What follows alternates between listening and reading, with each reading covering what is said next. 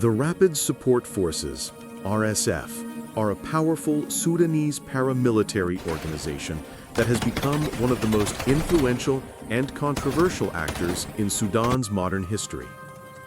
Officially formed in 2013, the RSF emerged from the remnants of the notorious Janjaweed militias that fought in the Darfur conflict during the early 2000s.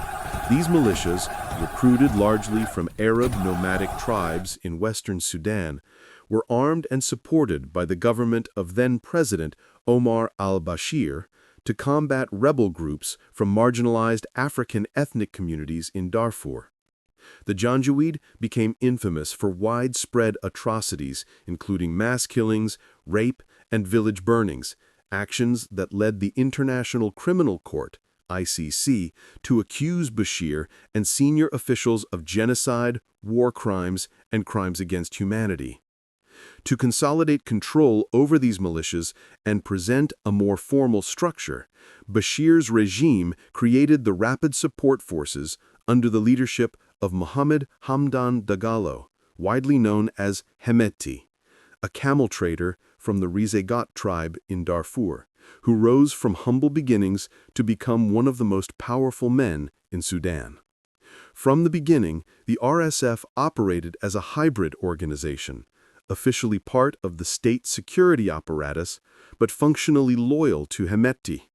The group was placed nominally under the National Intelligence and Security Service, NISS, giving it legal status, funding, and access to heavy weapons, vehicles, and training. However, its structure and loyalty remained independent of the Sudanese Armed Forces, SAF. Hemeti used his close relationship with Bashir to expand the RSF's size and influence, recruiting thousands of fighters not only from Darfur, but also from Kordofan and other peripheral regions. The government saw the RSF as a more flexible and loyal force than the regular army, capable of conducting counterinsurgency operations, border control, and even urban crackdowns without the constraints of traditional military discipline or bureaucracy.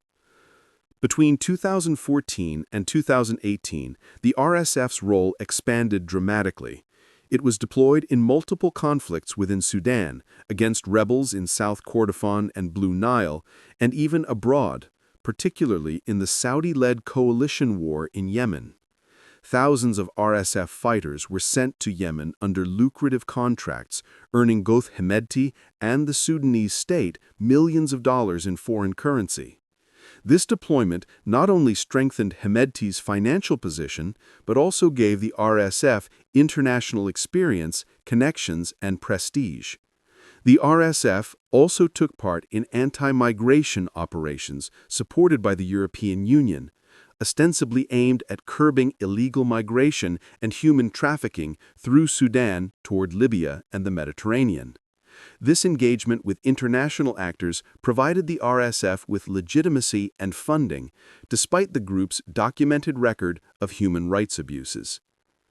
As Hemeti's influence grew, so did tensions with other elements of Sudan's power structure, especially the traditional army. By the late 2010s, the RSF had become a parallel military power with its own command hierarchy, economic empire, and political ambitions. The group controlled gold mines in Darfur and other regions, particularly through the Al-Junaid Company owned by Hemeti's family, which became a major source of revenue. The RSF used its wealth to purchase weapons, vehicles, and loyalty, turning it into a self-sustaining force. Hemeti's increasing autonomy alarmed the SAF leadership, who viewed him as a potential rival to their institutional authority. When Sudan's longtime ruler, Omar al-Bashir, was overthrown in April 2019, following months of popular protests, the RSF played a decisive role. Initially, Hemeti sided with the army to remove Bashir, positioning himself as a protector of the revolution. The Transitional Military Council, TMC, that replaced Bashir included Hemeti as deputy chairman, making him one of the most powerful figures in the country.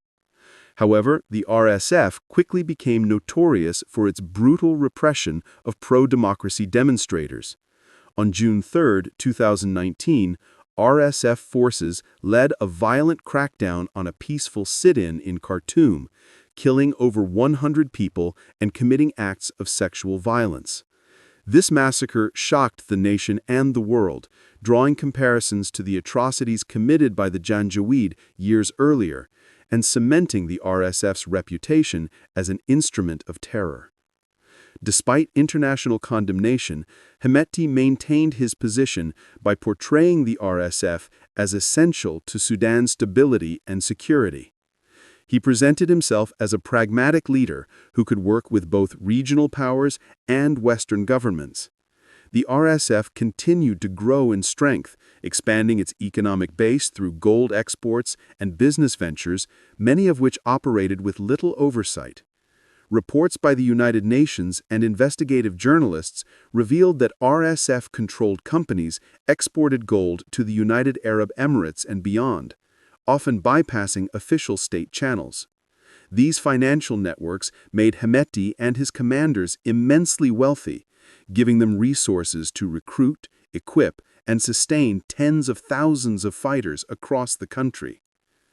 The uneasy power-sharing arrangement between the SAF and RSF during the transitional period after Bashir's fall gradually collapsed.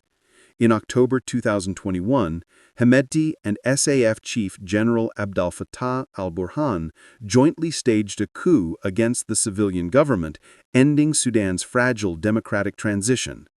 However, once again, tensions soon surfaced between the two men over control of the state and the future of security sector reform. A key sticking point was the proposed integration of the RSF into the regular army, a process that would have stripped Hemeti of his independent command.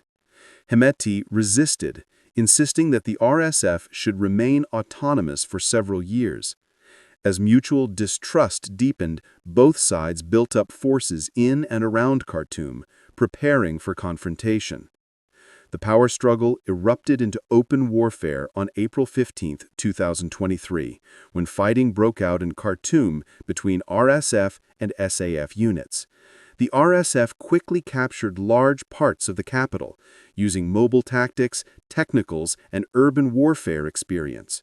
They seized key sites such as the airport, presidential palace, and military bases, often embedding themselves within civilian neighborhoods to gain tactical advantage. The SAF responded with airstrikes and heavy artillery, devastating residential areas. What began as a dispute between generals escalated into a full-scale civil war, spreading to Darfur, Kordofan, and the east of Sudan. In Darfur, the RSF's campaign took on an especially brutal character, echoing the ethnic violence of the early 2000s. Witnesses and human rights organizations documented massacres of non-Arab civilians, systematic sexual violence, and village burnings by the RSF and allied militias. The city of El Fasher, one of Darfur's largest urban centers, became a key battleground where RSF offensives displaced hundreds of thousands of people. The United Nations and humanitarian agencies accuse the RSF of committing ethnic cleansing, particularly targeting the Masalit and Four communities in West Darfur. RSF leaders denied these allegations, claiming they were fighting rebels and defending civilians, but evidence from satellite imagery, survivor testimonies, and reports from the UN Human Rights Council painted a grim picture of atrocities reminiscent of the Janjaweed era. Beyond the battlefield, the RSF has developed a sophisticated propaganda and communication strategy. Hemeti has used social media, televised addresses, and carefully crafted statements to portray the RSF as a national, reformist, and anti-elitist force. He frequently presents himself as a champion of marginalized Sudanese, particularly from rural and tribal backgrounds, contrasting his image with that of the elite officers in the SAF, whom he describes as corrupt remnants of the old regime. This populist narrative resonates with some communities who feel excluded from Khartoum's political establishment. However, critics argue that Hemeti's rhetoric masks the RSF's deeply exploitative practices, including forced recruitment, looting, and predation on civilian populations in areas under their control. The RSF's structure is loosely organized, relying on tribal loyalties, personal patronage, and financial incentives rather than strict military discipline. Hemeti serves as the supreme commander, with his brother Abdulrahim Dagalo acting as deputy commander. Below them, regional commanders oversee operations in various parts of the country, often exercising significant autonomy. The RSF is estimated to have between 70,000 and 100,000 fighters, equipped with technical vehicles, anti-aircraft guns, and even captured tanks and aircraft from the SAF. The group's funding comes from a mix of sources: gold revenues, foreign support, looting, and taxation.